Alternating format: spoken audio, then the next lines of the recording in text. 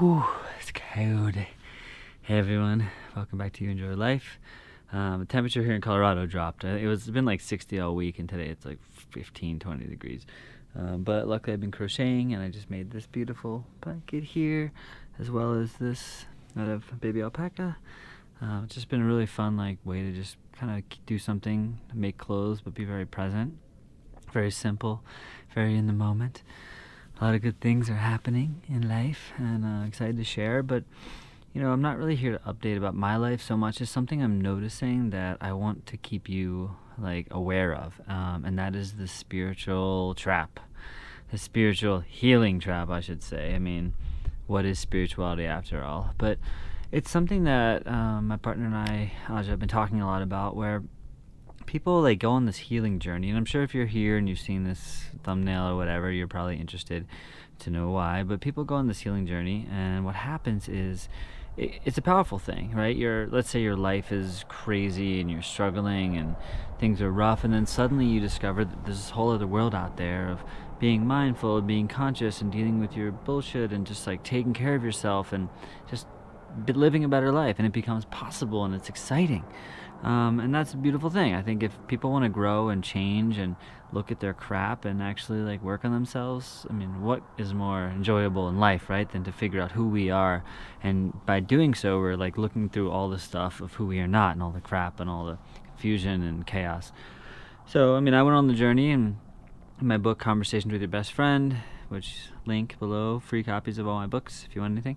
I talk about that a lot, and just the sort of spiritual growth journey, and the beauty of it, but also there's a huge trap. So I wanted to get into that trap today, because what happens so often is that people start on this path, and maybe they came from not a great life, and they were working a crappy 9-to-5 job that they hated, and they didn't have great friends, and they were drinking and unfulfilled, and then they start doing yoga or meditating or breath work, and suddenly everything starts to change, and they see this beautiful life, and there's all these new possibilities, and I could do this, and I could do that, and I could be anything. And that's all very well and good. However, what happens often is people get stuck in this trap of thinking that they're not enough, thinking that there's always more healing to do. And I see this happen all the time, where there's this never-ending spiritual circle that happens. And what tends to happen with people is, because they came from this quote-unquote worse life, and they found this better life, well, they're well, this must be better, and that means I need to sign up for all these different programs, I need to spend thousands of dollars on books and crystals and whatever things that are out there. But the spiritual marketplace is still just a marketplace where people are selling things and convincing you that you need something. And what often happens is you see people promoting these 3-month-long programs, and the idea typically is something's wrong with you, and you could be here. Look where I am, right? You could be here, and you're not, and if you sign up for this thing and you learn from me, you'll be there. Now, I'm not here to debate which programs are legit and which aren't, and whether that's good or not, because I'm not saying it's bad. It's just that you need to look out, because oftentimes people get caught in the trap, and it's no different than anything else, where some rich person comes on a commercial and is like, look at my life, I'm great, I've got a Mercedes, and you could have one too, and sign up for my thing, or buy my book. So the reason I think it's so elusive is because in spirituality there's more trust, and there's more openness, and there's more of the languaging of love and connection and peace and higher self. And some people are really good at selling and using the right language. They say all the right things. They convince people that they actually have this great life, and on the outside it seems like they do, and maybe they do, maybe they don't. That's not the point. But if we're blindly believing these people and looking at them and saying, wow, this person has everything, they have all the stuff and the money, and they seem to be enlightened, and they're smiling, and they're perfect, and I don't have that, something's wrong with me. If I sign up for this person's thing or buy this person's book, then maybe I'll have that. And first off, I understand the irony of me being on this video and mentioning that I have books, and I do retreats, and I do sessions and all that kind of stuff too. But there's a reason I give my books away for free, and if people charge for their books, that's cool too. I've charged for my books. I just like to share the information, because I'm just here to kind of help guide people. However, there is an irony in it, because yes, if you are looking at me and saying, wow, they've got their life together, they live in a beautiful place, and they have a great relationship, and they do all these cool, inspiring things, and I just want to be like them, and something's wrong with me. If you're looking at me, you're missing the whole point. They always say, there's a finger pointing at the moon. Don't get caught up in the finger, It's don't get caught up in the person telling you the things, because if you start looking at my life and comparing it to your life or anyone's life, it's very easy to just create this comparison where you're not enough, and if you were just this. And what happens in the spiritual path is there are always things to heal on all different kinds of planes, and there's the physical plane, the emotional and spiritual and karmic and past lives, and it goes on and on forever. And the deeper you go, it can seem like you're getting further and further down the path. Oh my God, I've done how many ayahuasca ceremonies? You've done 45 ayahuasca ceremonies? Oh my God, you must be. It's like we create these things of like badges of honors, how many different trainings we've done and how many different medicine ceremonies and this, and all those things can be valuable. They can all be great. But it's what perspective are you coming from? If you're coming from a state of lack and like, oh, if I just do one more ceremony, I'll be here. It's like if you're coming from that place first, you're going to get stuck in this trap of always looking for more, always thinking you're not enough. There's always going to be someone who's more spiritual. It's such a funny comment. There's always going to be someone who's more spiritual and more awake and aware and enlightened. And if I could just, like, no, you're already here. You're everything that you need to be in this moment. So rather than try to like fix yourself, and think that you need to fix yourself and continue to buy all these different things, start to contemplate, like, who are you really? Because if you can, I had this teacher that her motto with singing was like, first feel free. Like, step one is just like, feel free, and then everything else kind of follows. And that might seem counterintuitive. You're like, well, that's what I'm doing. I'm trying to do all this healing work to feel free. But if the healing work is making you stuck, you need to be willing to look at that. Because if you're spending all your money and all your time always trying to grow, that's the same mindset as like if you're spending all your time and your money, or spending all your time to try to make money, then no matter how much money you have, there's always going to be more money to be made. So when you get into this growth mindset, all that matters is growth. And growth is infinite. There's no place where we reach and suddenly, oh my God, I finally have enough money in my bank account, now I can be happy and content. That's the illusion. The only place there is to get is to this place of no self, this place of non-duality, this place of, oh yeah, okay, cool. Like, it's so easy to get caught in the spiritual trap thinking that like to be enlightened is to be some sort of master, and I'm Zen master, and oh my God, look at him, he's so peaceful, or she's so gracious, and every word is this, and people can talk. I mean, have you heard of actors? People can make things up, and I'm not saying that everybody's doing that, but it's very easy to create this facade of self and make it seem like you have it together. And then people try to copy you because they're like, well, if I copy that person, they look good, what are you eating and what are you doing? It's like, if I copy that person, well, then I'll be this thing, but I'm not that now, so I need to do and it just goes on and on forever. So I bring this message as a little bit of a PSA and a little bit of a reminder that if you're feeling stuck in this spiritual journey, there's no destination. There's no place to get to that suddenly you will be fulfilled, because you already have everything you need right now. And it doesn't mean you can't grow and learn and change and experience life. There's still a lot of great things to experience. That's cool.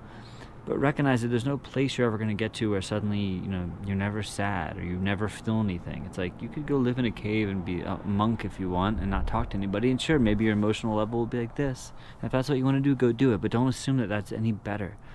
Because that is where a lot of this trap lies. People get caught in these ideas and these ideals and what they think being awake means. It's like we think we can just cross over all this stuff and get to this place where everything's perfect and wonderful all the time. But that's not reality, because then you're creating this dualistic idea that to be enlightened is to never have frustrations or never to have stress or never to have worry. Those things can still come up. I still have fear and stress and worries, very little. It doesn't run my life anymore, but they still come up. And I can look at them and be like, oh, I see you, cool. That's the experience I'm having right now. I'm not attached to it. I'm not making it mean that's who I am. It hit me the other day. I'm like, wow, we're these sort of seasonal creatures, it seems, and things change not only through the seasons, but like every day, every week, there's all this different stuff, and people blame it on the moon or the this or the cycles, and that's fine. But imagine if we're just like these creatures that are just in tune with what's going on energetically, and some days we have more energy and we're more alive and we feel more connected, and other days we feel more off and sad and down. And what if that's just in some ways the way it is, but because we think, oh, I should be happy all the time or motivated all the time or inspired all the time, well, then when we're not inspired, we start doing all these things that actually we think are making us better, like, oh, I just gotta pump myself up, and if I just do this practice, but actually, what if that's only pushing us further away because we're burning ourselves out in those times when we shouldn't be creative, when we should relax and rest. I've learned this with myself, with music and cooking and everything. Sometimes I'm so musically inspired, often, where I'm just like in it, fully excited, playing, writing, sharing. And some days I just don't have that feeling. And I used to compare and think, oh, something's wrong with me, I gotta do this to get to that. And it's like, now I know, okay, I'm just not feeling the music today, I just need to relax and rest. And the coolest part is, oftentimes when I take time away from the things that I love, when I come back, actually, I don't want to use the word better, but I can actually improve because I've changed. I've grown, I've rested, and now I can reapproach that thing from a new space. It's not always in the practicing of the fingering of the guitar that I actually get better. It's oftentimes just resting and relaxing, allowing myself to grow and change. And when I reapproach something, now I have a different mind, a different perspective. I've learned something new. I'm a little bit more open. So I reapproach a guitar. Sure, maybe my fingers are a tiny bit more rusty, and that changes in minutes from playing, but I've changed, I've grown, so now I'm approaching the guitar different, and there's something to life about that. It's like, we talk a lot about here this concept of healing without healing. Like, healing happens all the time, and if we think we just need to have these peak experiences of just going to do medicine work and intense breath work and all this stuff, those things can be great, but if you're associating healing with just these high peak experiences, you might just always be chasing those things. You're constantly chasing. I don't want to say you, but people are constantly chasing these high peak experiences. And because we're always, thinking that the peak experiences are the things that we need, we're not realizing that the subtlety in healing is what's happening all the time. Just living every day. Being aware, like, oh, I did that again, or oh, I'm feeling this thing again. Interesting. Catching yourself. Because healing is happening. It's a process. It's just always happening. You don't have to try to do it. When you're already in the process of being aware, just keep being aware and keep noticing things. And you're going to make mistakes and you're going to mess up, but they're all lessons. And over time, you will just grow and change. You could go away and have this life-changing experience. It's like, I hear this all the time. People are like, oh my God, I went to Peru. I had this life-changing experience. Everything's different now. It's like, all right, cool. And for me, I'm like, yeah, I went to Peru too, and my life changed. And also, like, I just went to the bathroom and took a poop, and my life changed. Like, in some level, there's really not much different because I'm being aware, I'm being in the present, I'm living in my life, and that way, everything's a sign. Everything's a teacher. You can learn as much from a blade of grass as you can from the most highly enlightened guru in the world, because there is no difference when you're seeing life from this awakened perspective. And being awake has nothing to do with being perfect or being good or bad. It's just about being aware and navigating life from this place of awareness, which isn't easy because we were taught to live in a very unconscious, unaware state. So when you become aware, suddenly everything starts to change, but you need to take time to adjust to that life. When you adjust to it, then everything is healing, everything is changing, everything is growing. And it's quite lovely, and that's why I love writing, and that's why I love giving my books away. Again, click the link below if you want a free copy of any of my books. And it's always great to chat with y'all because don't do the YouTube thing as much, but it is my favorite place to share. Just authentically, just press record and see what comes out of my mouth. And even if just one person out there is like, huh, interesting, well, that's cool. Peace.